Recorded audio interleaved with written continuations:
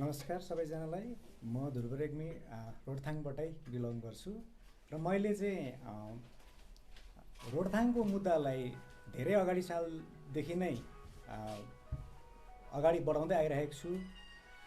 म पूर्व सिक्किमको रिनक निर्वाचन क्षेत्र अन्तर्गत ताजा जिपियुको तित्रीबोटे वार्डमा बस्छु र तित्रीबोटे वार्डभित्र एउटा रहस्यमय जग्गा छ, त्यसलाई भन्छ रोडथाङ। ताजा जिपियुभित्र चाहिँ रोडथाङ पर्छ 1952 को चाहिँ रेकर्डमा। तर अब मैले इलिगल स्यान्ड माइनिङको विषयमा रम्फू खोलाको हाम्रो गाउँमा चाहिँ एउटा रोडथाङ रम्फू रिभर बग्छ। यो चाहिँ सिक्किमको जानी मानी खोलाहरूमध्येमा चाहिँ 11 नम्बरमा आउँछ। रङ्गेलीदेखि सुरु, मेजर रूपमा रङ्गेलीबाट सुरु भएको यो खोला रम्फूमा गएर तल टिस्टामा मिसिन्छ र रोडथाङसँग चाहिँ रम्फू खोलाको चाहिँ के सम्बन्ध छ भन्दाखेरि चाहिँ आज म यस पत्रचार मार्फत म समग्र सिक्किमेलाई बताउन चाहन्छु, साथै वन विभागलाई पनि एकपल्ट फेरि बुझाउन चाहन्छु कि 1968 भन्दा अघि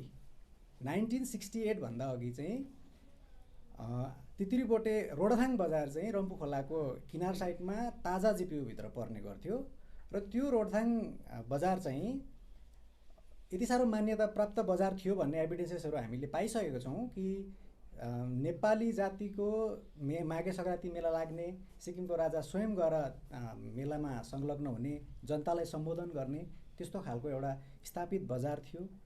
रोड कनेक्टिभिटी चाहिँ 68 सालभन्दा अगाडि नै थियो। त्यसको पनि एउटा कारण छ। 1893 मा चाहिँ ब्रिटिस इन्डियाले सिक्किमको राजासँग सन्धि गर्दै चाइनासँग ट्रेडको एउटा जुन चाहिँ उहाँहरूले एउटा मिसन चलाएको थियो ट्रेड गर्ने, त्यसमा चाहिँ रम्फूबाट रोडथाङ, रोडथाङबाट रङ्गेली, रङ्गेलीबाट जोलुकबाट नथुला भएर चाहिँ चाइना पस्ने first silk route of British India भनेर पनि रोडथाङ रम्फूबाट हाम्रो ठाउँलाई चिनिन्छ। तर दुर्भाग्यपूर्ण कुरा चाहिँ के भइदियो भने चाहिँ 1968 आज समग्र सिक्किमे समाजभित्र वयोवृद्ध भइसक्नुभएका बाबाआमाहरूलाई, हजुरबा हजुरआमाहरूलाई, बुढापाका मान्छेहरूलाई यो अवश्य कुरो थाहा छ कि 68 सालमा चाहिँ के भएको थियो सिक्किममा भनेर आज कसैले पनि उहाँहरूलाई सोध्ने कोसिस गर्यो र बुझ्ने कोसिस गर्यो भने चाहिँ उहाँहरूको अनुहारमा अझै पनि एक प्रकारको इमोसन आउँछ कि 68 सालमा चाहिँ सिक्किममा बेहद बारिस भएको थियो, क्लाउड ब्रस्ट नै भएको मान्छेहरूले सङ्केत गर्छन् र सिक्किमको लगभग जम्मै भागहरू चाहिँ भल पहिरोको चपेटमा पसेको थियो। अनि रिभराइन एरियाहरूमा जहाँ खोलाहरू बग्छ त्योतिरको खोलाको किनारहरू पनि टोटल्ली डिस्ट्रोय भएको थियो। त्यही 68 सालको भेलमा चाहिँ पौराणिक रोडथाङ बजार, पुरानो रोडथाङ बजार चाहिँ बगाएको थियो र म चाहिँ त्यो रोडथाङ बजारको 1952 सालको सर्वे रेकर्डमा, यो फेरि अर्को कुरा छ, 1952 सालको सर्वे रेकर्ड भन्ने बित्तिकै हाम्रो ओल्ड लजहरूभित्रै आउने कुरा हो र 1952 सालको सर्वे रेकर्डमा चाहिँ रोडथाङ भनेर चाहिँ एउटा आइडेन्टिफाइड ल्यान्ड चाहिँ ताजा जिपियुको तित्रीबोटेमा पर्छ र म ताजा तित्रीबोटे ओल्ड रोडथाङ भन्ने गर्छु। अब के भयो भन्दाखेरि चाहिँ 68 सालमा रोडथाङलाई खोलाले बगाइदियो बजारलाई। त्यहाँदेखि फेरि 73 मा फेरि सेकेन्ड हिट गऱ्यो खोलाले, अझै बजार पूर्ण रूपले बिग्रियो। त्यहाँदेखि के भयो, त्यतिखेरको शासन प्रशासनले तत्कालिक त्यहाँको मान्छेहरू होमलेस भए, ल्यान्डलेस भए, आइडेन्टिटी लेस भएपछि चाहिँ बजारलाई, त्यहाँ अभर परेका मान्छेहरूलाई तत्काल रिलिफको लागि बजारलाई अलिकति ओरापट्टि सारियो, जो चाहिँ अहिले पाचेखानी जिपियुको रोडथाङ भन्ने वार्डमै पर्छ। रोडथाङ नै वार्ड राखिएको छ।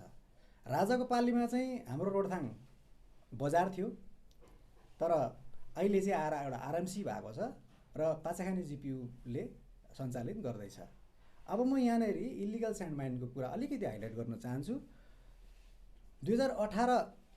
68 सालमा खोलाले रोडथाङ बजारलाई बगाइसकेपछि चाहिँ लगभग 20 साल जति त्यो जग्गा त्यत्तिकै बस्यो। धेरै मान्छेहरूको जग्गा जमिन तितर-बितर भयो, मान्छेहरूले बास छोडेर हिँड्नु परेको थियो। हामी पनि त्यतिखेरको चाहिँ सबैभन्दा पहिलो भिक्टिम हो। हाम्रो फ्यामिली, हामीसँग अरू बहुतै त्यो एउटा बेल्टमा जम्मै जमिनहरू छ, ती सबै भिक्टिमहरू भएका थिए। तर बिस्तारै जग्गा अब त्यहाँ खोलामा रिजर्भ आयो, खोलाको माटो पखालियो, खोलाले ढुङ्गा बल्ल ल्याएर राख्यो। त्यो भएपछि के भयो, 1990s देखि बिस्तारै रूपले म्यानुअल्ली कोही हुन थाल्यो। 1990s देखि चाहिँ रोडथाङको खोलाको बगरमा एन्टायर रोडथाङको रिभर बेल्टहरूमा चाहिँ म्यानुअली कोइरी हुन थाल्यो। कोइरी हुँदै हुँदै आयो, कन्टिन्यू आयो 2018 देखि चाहिँ अचानक हाम्रो गाउँले के महसुस गर्यौँ हामीले भन्दाखेरि चाहिँ राज्यदेखि बाहिरका नवपुञ्जीपति व्यापारीहरूले फरेस्ट विभागको ऱ्याम्पेन्ट कोइरी लाइसेन्सको इस्यु भएको माध्यम लिएर हाम्रो त्यसरी 68 सालमा पनि बगाएको 73 सालमा पनि बगाएको ठाउँलाई जताभावी मेसिनले कोइरी खनिदिने कामहरू गरिदियो। त्यो कारणले चाहिँ के भयो भन्दा चाहिँ 18 महिना जति मेसिन चल्यो, खोलाको बगर रित्तो भएको छ। अहिले मेटेरियल्सै छैन। बर्खामा फ्ल्यास फ्लड आउँछ तर मेटेरियल्सहरू आउँदैन। तर त्यो जति अगाडिको रिजर्भ रिसोर्सेस थियो त्यो सबै कोल्याप्स भइगयो। आज 3 लेयर 4 लेयर मेटलिङ गरिसकेर कार्पेटिङ हुन आँटेको सडकहरू थियो त्यो एक्सप्लोइट 18मा त्यो बाहिरको मान्छेहरू पस्नुभन्दा अगाडि। तर ती मान्छेहरू पसेपछि चाहिँ के भयो भन्दाखेरि चाहिँ हाम्रो गाउँको बाटो मासियो, सडक नाली कल्भर्ट मासियो, जग्गामा कहिले अनुभव नगरेको ठाउँहरूमा पहिरो चल्न थाल्यो र इलिगल स्यान्ड माइनिङ हुँदा चाहिँ के हुन्छ भनेर समग्र सिक्किमेलाई मैले भन्नु पर्दाखेरि चाहिँ तपाईँहरू चाहिँ एकपल्ट आएर रोडथाङ हेरिदिनुहोस् न भनेर भन्न मनपर्छ। किनभने स्थिति नै छैन हाम्रो। र अब अहिले पनि फेरि हामीले गभर्मेन्टमा अनेक एप्रोचहरू गऱ्यौँ, अनेक विभागमा। मैले सस्तो सम्झेको थिएँ। अब यसरी बाहिरको मान्छे आएर हाम्रो ठाउँमा कोइरी खन्दैछ, म एउटा मजाको एप्लिकेसन बनाएर चाहिँ आरओसापलाई दिन्छु, आरओसापले एकखेप आएर हेरिदिनु भने त बन्द भइहाल्छ होला नि भन्ने मैले चाहिँ सोचेँ। तर वास्तवमा त्यो हुँदैन रहेछ। कथा चाहिँ त्यहाँबाट बढ्दो रहेछ। पहिलोपालि अब कोइरी यस्तो ऱ्याम्पेन्टली खनिन थाल्यो कि आज त्यहाँ त्यो एउटा सेटलमेन्ट छ। सेटलमेन्टमा बिजुलीको धेरै ठुल्ठुलो 11,000 बिजुलीको खम्बाहरू छन्। त्यो खम्बाहरू टोटली डिस्ट्रोय भएको छ। कतिखेर पनि ठुलो फ्ल्यास फ्लड आएर खोला चाहिँ अलिकति यता बस्तीपट्टि पसिसकेको छ। हाम्रो जग्गा जमिनहरूलाई खोलाले हिट गर्दैछ र पनि कोइरी बन्द हुने कुरामा चाहिँ कहिले पनि यो कुराको सुनवाई नै भएको छैन। र धेरै भयो, नराम्रो घटनाहरू घटे, मान्छेहरूको ज्यान गयो, प्रोपर्टीहरू लस हुँदैछ। गाउँको एउटा आइडेन्टिटी नै भोलिको दिनमा खोला फर्केर हाम्रो गाउँपट्टि आइदिएर चाहिँ तितिरीपट्टि एरिया पुरानो रोडथाङको एरिया चाहिँ सट्टै वास आउट गरिदियो भने चाहिँ यता ल्यान्ड रेभेन्यूमा हामी त आइडेन्टिटी लेस हुन्छौँ। ल्यान्डलेस त हुन्छौँ, आइडेन्टिटी पनि लेस हुन्छौँ। किन भन्दा चाहिँ 52 सालको रेकर्ड चाहिँ ल्यान्ड रेभेन्यू भन्छ फ्रिज गरेको छ, अब बाहिर निस्किँदैन भन्छ। हाम्रो जमिनको आधार भनेको 52 सालको रेकर्ड हो। अनि खोलाले पखालिसकेपछि त रेकर्डै हुँदैन। रेकर्डै नभएपछि त अनि ल्यान्डलेस भयो। सिक्किममा हामी आफ्नै प्रशासनको कारणले, आफ्नै विभागको कारणले आफ्नै ठाउँमा हामी पलायन हुनुपर्ने स्थिति हुँदैछ। र सहने पनि निकै हामीले धेरै कुरा सहिसक्यौँ। विभागप्रति चाहिँ अब सहने कुरा धेरै सह्यौँ। धेरै क्यारेक्टर एसासिनेटको कामहरू गरियो, कृत्य रिपोर्टहरू लेख्ने कामहरू विभागबाट भएको छ। यो जम्मै खुलासाहरू कतिवटा कुरा चाहिँ मैले मिडियामा भनिहाल्नु पनि अलिकति नमिल्ने खालको म्याटरहरू पनि भएको कारणले आउने दिनहरूमा अब यो 2022मा पनि लगातार त्यही रूपले नै कोइरी चल्यो भने चाहिँ हामी ठाउँमा जानै पर्ने स्थिति आएको छ। अर्को कुरा चाहिँ के भएको छ भन्दाखेरि चाहिँ जोन इन्स्पेक्सनहरू पनि हुने कामहरू भयो। एरिया एमएलए साहबहरू पनि आएर कोअपरेट गरिदिनु भएको हो र एरिया एमएलए साहबले आएर प्रत्यक्ष रूपमा त्यो खोलाको एरियाहरू हेरिदिने कामहरू पनि भएको हो। आउँदाखेरि उहाँले जमिनहरूलाई खोलाले हिर्काउँदै गरेको देखेर चाहिँ तत्काल सम्बन्धित विभागबाट नै अब पेपरमा त्यसरी नै लेखिएको छ, मेरोमा यहाँ प्रुफ पनि छ। सम्बन्धित विभागले चाहिँ यो जसको पनि जमिन खतरामा गएको छ त्यहाँ चाहिँ प्रोटेक्सन वाल लगाइहाल्नुपर्छ भनेर त्यसरी एस्युरेन्स दिएर चाहिँ कोइरी चाहिँ चल्दै गरोस् भन्ने खालको कुराले गर्नुभयो। अब एमएलए साहबले आएर तीमाथि एसडिएम सरहरू पनि आउनु भएको थियो, एसिएफ साहबहरू पनि सबै आउनु भएको थियो। उहाँहरू आएर यत्रो एस्युरेन्स गरेपछि अब त हुन्छ होला भन्ने हामीले विश्वाससँग फेरि म्यानुअली कोइरीको लागि अगाडि हामीले समर्थन दियौँ। तर कोइरी चाहिँ भोलिपल्टदेखि पर्सिपल्टदेखि कन्टिन्यू चलि नै रहेको छ। लकडाउनमा पनि कोइरी चल्यो तर हाम्रो वालहरू जमिनको सुरक्षाको कदमहरू चाहिँ उठाइएको छैन। र आज म जिम्मेवारीपूर्वक भन्न चाहन्छु सिक्किमको हरेक खोला नालाहरूमा आज यही प्रकारले नै रिसोर्सेसहरूको एक्सप्लोइट गरिँदैछ। प्रतिबन्धित विषयहरूमा मसिनहरू चाहिँ खोलाभित्र पानीमा हाल्नु पाउँदैन, यो कुनै पनि एक्टमा छैन सिक्किमको। तर पनि मसिनहरूलाई भित्र खोलामै हालेर एक्सकाभेट गर्दैछ। ल हाम्रो मानव संसाधनको त सामाजिक जीवनमा हाम्रो फिजिकल लाइफमा हाम्रो मान्छेको त जग्गा प्रोपर्टी गयो। तर यो हाम्रो सिक्किम त एउटा धार्मिक स्थल पनि त हो, गुरु रिम्पोचेको जग्गा, इन्द्रकिल भन्ने हाम्रो सिक्किम। तर आज एउटा खोलामा चाहिँ कति किसिमका प्रजातिहरू बसेका हुन्छन्, माछा, भ्यागुता, गङ्गटा, अनेकको पनि एउटा माइक्रो अर्गानिजम्स, एक्वाटिक फ्लोरा फन्ना, सबैको पनि त एउटा अस्तित्व छ नि। उनीहरूको पनि त एउटा जिउने अधिकार छ। उनीहरूको पनि त त्यो खोलामा हुनुको केही रहस्य छ, अस्तित्व छ। तर आज सिक्किम सरकारको वन विभागबाट चाहिँ यो कुराहरूलाई निर्कियल गरिएको छैन। बायोडाइभर्सिटी बोर्ड छ, हामीले बायोडाइभर्सिटी बोर्डले कहिले पनि काम गरिदिएको छैनौँ। फिसरिज डिपार्ट छ, फिसरिज डिपार्टमेन्टले पनि खोलामा जेसिबी हालेको विषयमा, खोलाको ऱ्याम्पेन्ट त्यो एक्सकाभेसन भएको विषयमा चाहिँ बोलेको छैन, तर आम मान्छेले यसो बल्छी टाँगेको देख्यो भने चाहिँ साह्रो छिटो पब्लिसिटी गरेको हामीले देखिरहेका छौँ। तर जुन हुनुपर्ने कुरा चाहिँ नभएर नहुनुपर्ने कुरा चाहिँ बेसी भइरहेको छ।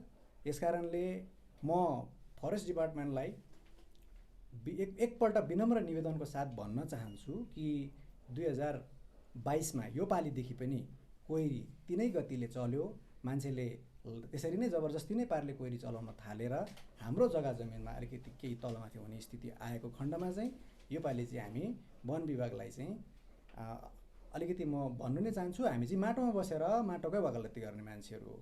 यस्तो विषयमा वकालती गर्नलाई हामीलाई डर हुँदैन। डर चाहिँ उनीहरूलाई हुनुपर्छ जसले चाहिँ माटोदेखि उचाइमा बसेर माटोलाई नै गद्दार गर्छन्। हामी भुइँमा बस्ने मान्छे लड्दा भुइँमै हो, त्यहाँदेखि मुनि लड्ने जग्गा हुँदैन। म यति चाहिँ भन्न चाहन्छु। सँगसँगै म राज्यका सम्माननीय मुख्यमन्त्री महोदयलाई म रोडथाङवासी एउटा रोडथाङको हितकारीको हैसियतबाट उहाँको विशेष ध्यान पनि आकर्षण गराउन चाहन्छु।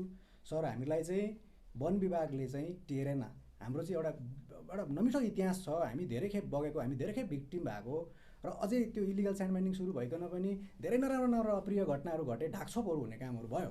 तर हामी रोडथाङको खाँटी माटोसँगै रोडथाङको मान्छेहरूको आवाजलाई चाहिँ अहिलेसम्म सुनाइ गरिदिएन विभागले। त्यसकारण म अनरेबल चिफ मिनिस्टर सरको पनि विशेष ध्यान आकर्षण गर्दै रोडथाङलाई तपाईँले नै प्रत्यक्ष रूपमा हस्तक्षेप गरी रोडथाङको भावी सन्ततिको निम्ति, रोडथाङको डेभलपमेन्टको निम्ति, रोडथाङको उत्थानको निम्ति, रोडथाङवासीको सुरक्षाको निम्ति तपाईँले केही न केही कदमहरू उठाइदिनुहोस् भन्दै म बिन्ती गर्न चाहन्छु।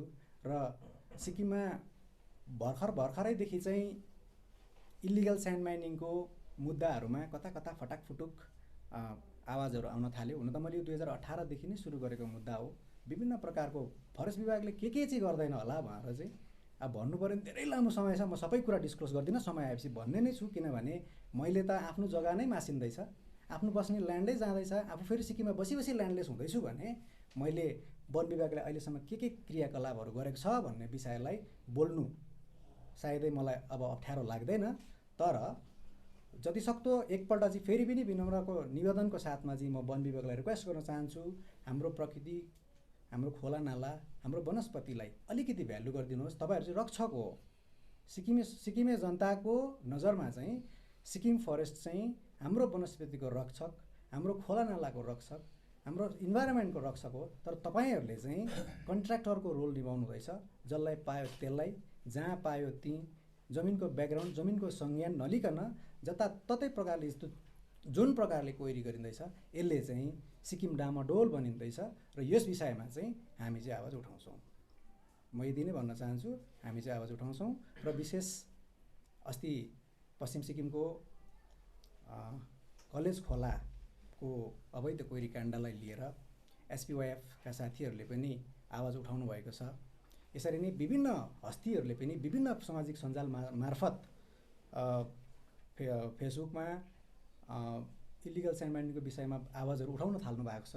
म सबैलाई नै एकपल्ट विनम्र निवेदन गर्छु र म स्वयं मेरै गाउँका सम्पूर्ण गाउँलेलाई अम्बा, ताजा, ताक्साङ, तारेथाङ, कैँजले, पिथाङ, बिरिङ, तारपिन, ढुङ्गेपानी, काली खोला एन्टायर सबै बासिन्दालाई पनि म यही भन्न चाहन्छु, हेर्नुहोस्, हामीले चाहिँ मैले मेरो व्यक्तिगत लडाइँ लडेको होइन। रोडथाङ एउटा ऐतिहासिक जग्गा हो, त्यसको संरक्षण हुनुपर्छ, त्यसको विकास हुनुपर्छ भनेर चाहिँ मैले लडेको हो। तर जुन प्रकारले आज तपाईँहरूको नजरमा खोलाको क्रियाकलापहरू बढ्दैछ त्यसले चाहिँ रोडथाङसँगै हामी सम्पूर्ण रोडथाङवासीकै अस्तित्वमा ठुलो दाग लाग्नेवाला छ।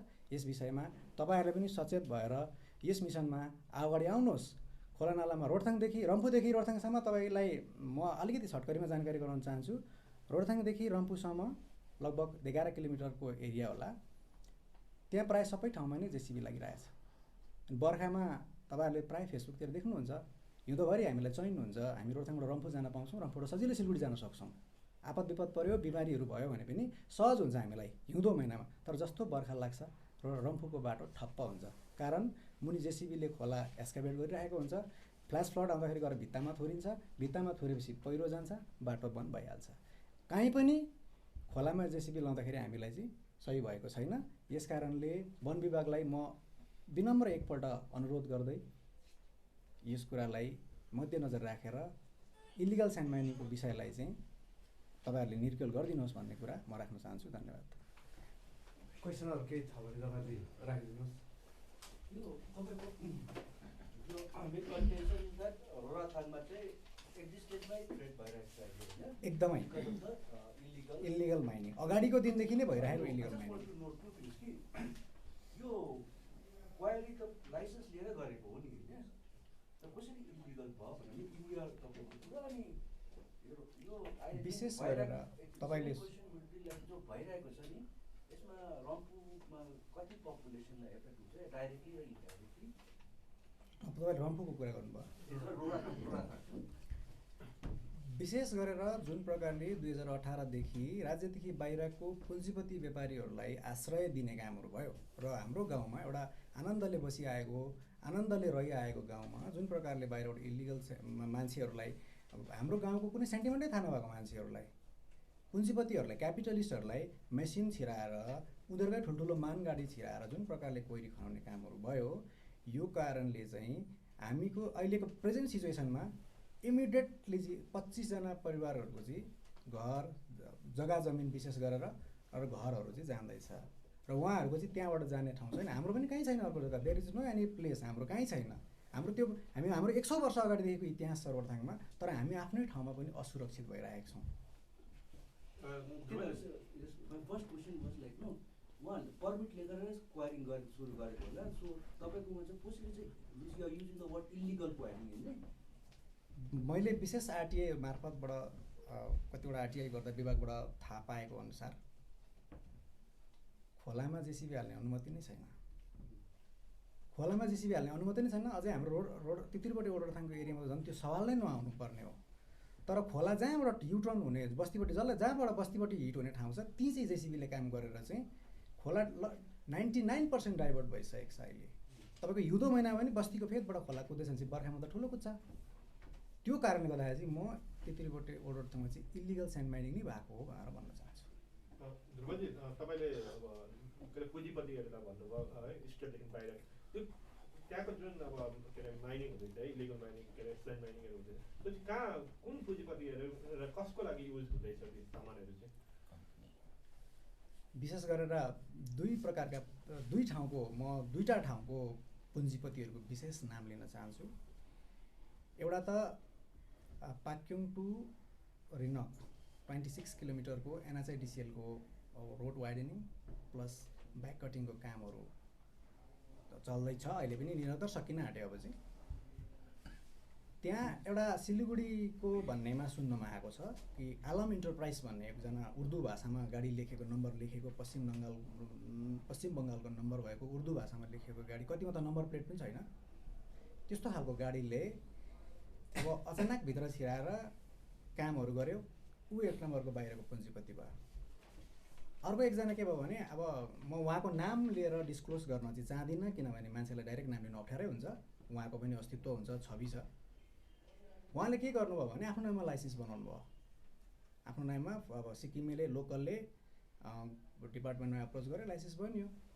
लाइसेन्स बनिसकेपछि चाहिँ हामीलाई गाउँलेलाई के भन्नुभयो भन्दाखेरि चाहिँ एकदम गाउँको हितमा सबलाई सपोर्ट गरेर हामी गाउँको हितमा काम गर्ने, मिलेर काम गर्ने, म मेरो बारीमा सानो क्रसर प्लान्ट चलाउँछु, मलाई सानो क्रसर प्लान्ट राख्ने सबैले अनुमति दिनुहोस् भनेर मैले त झन्डै 6 महिना जस्तो एनओसी नदिएको त। अनि अब एकदमै लम्पसार जस्तो परेपछि चाहिँ मैले उहाँलाई क्रसरको अनुमति दिएँ। अब गाउँकै दाजु हो, गाउँकै मान्छे हो, त्यति नराम्रो त गर्नुहुन्न होला, यहाँ हाम्रो लोकलहरूको सेन्टिमेन्टलाई बुझ्नुहुन्छ होला भनेर दिएँ। तर पछाडि थाहा भयो कि अरुणाचल प्रदेशको भालुखोपाङ भन्ने जग्गाको एकजना लाप्जुङ डर्के भन्ने मान्छेले चाहिँ त्यहाँ आएर क्रसर प्लान्ट सञ्चालन गर्यो। त्यस कारणले लाइसेन्स चाहिँ हाम्रो यहाँको लोकलको नाममा, इन्भेस्टर चाहिँ बाहिर सबलेट गर्यो। र यस्तो प्रकारको प्राय घटनाहरू छ सिक्किममा। अब लाइसेन्स लोकलले बनाउँछन् अनि मोरा लोकललाई बनाइन्छ। यो सबै डिपार्टमेन्टकै खेला हो जस्तो मलाई लाग्छ आजकल, किनभने नभए त यस्तो भालुखोपाङ अरुणाचल प्रदेशको भालुखोपाङ भन्ने जग्गाको एकजना एलडी भोटिया भन्नेलाई चलाएको थियो। तर जब मैले थाहा पाएँ यो मान्छे चाहिँ यहाँको होइन रहेछ र जो मान्छेले लाइसेन्स बनाएको थियो उसले चाहिँ लाइसेन्स डिस्क्लोज गर्यो, अर्कोलाई सबलेट दिएको रहेछ भनेर थाहा पाएपछि चाहिँ मैले दिनरात झगडा गरेर चाहिँ क्रसर प्लान्ट उखाल्न लगाएँ। अहिले त्यो क्रसर प्लान्ट चाहिँ बन्द भएको छ। त्यस्तो भएको छ। अरू भन्नु यो जति तपाईँको जुन चाहिँ रिक्वेस्ट छ नि to the forest department would be to immediately stop the quarrying at अब स्थिति नै त छैन, अब स्थिति नै छैन। अब पनि त्यहाँ जमिन कतिको पर्ने खन्दा खन्दा खन्दा अब एकदम खोला चाहिँ अपमा अनि गाउँपट्टिको जो जहाँ खोला खनिँदैछ त्यो चाहिँ डाउनमा भइसकेको छ। अलिकति ठुलो अब अस्ति दसैँको टाइममा हामी सबैले न्युजमा हेऱ्यौँ है, तपाईँहरूको मार्फतबाट हामीले देख्न पायौँ। यो वेस्ट यो दार्जिलिङ कालिम्पोङ डिस्ट्रिक्टपट्टि मिरिकमा भयो, त्यहाँदेखि अर्को एउटा जग्गा के भन्छ त्यो एउटा जग्गा छ, त्यस्तै थुप्रो जग्गाहरूमा झन्डै क्लाउड ब्रस्ट टाइपको पानी भयो, त्यहाँ रोडहरू भयो भत्कियो, मान्छेको घरहरू करोड करोडको घरहरू ड्यामेज भएको हामीले देख्न पायौँ। अब त्यस्तै खालको फ्लड चाहिँ माथि फदमचेनतिर, रङ्गलीदेखि माथि फदमचेनतिर, जलुकतिर त्यस्तो खालको क्लाउड ब्रस्ट भइदियो भने त हामी त सायद यसरी फेरि दुबारा प्रेस वार्ता गर्नु पाउँदैन होला जस्तो मलाई लाग्छ। त्यस्तो स्थिति भइसकेको छ। तपाईँले रोडाथाङको लिएर अब धेरै आवाज उठाउँदै आएको है, हामीले अब सामाजिक सञ्जालमा देख्दै आयौँ। रोडाथाङदेखि बाहेक अब यो इलिगल यस्तो कामहरू चाहिँ सिक्किमको कहाँ हुँदैछ जस्तो तपाईँलाई लाग्छ? अब हामीले विभिन्न इन्डिभिजुअल्सहरूले अब फेसबुकमा हालेको त अब सर्वविदित नै छ है, अब यो कुरा मैले बनाउनु छैन। टिस्टा, रङ्गीत होइन, डिक्चुको साइडतिर जतासुकै नै भइरहेछ। अब मलाई त के लाग्छ भने सिक्किमको जम्मै रिभर्सहरूमा आजकल हुन थालेको छ, जहाँ चाहिँ मान्छेले कतिले त यसरी बाहिर ल्याउन पनि डराइरहेको होला नि जस्तो लाग्छ।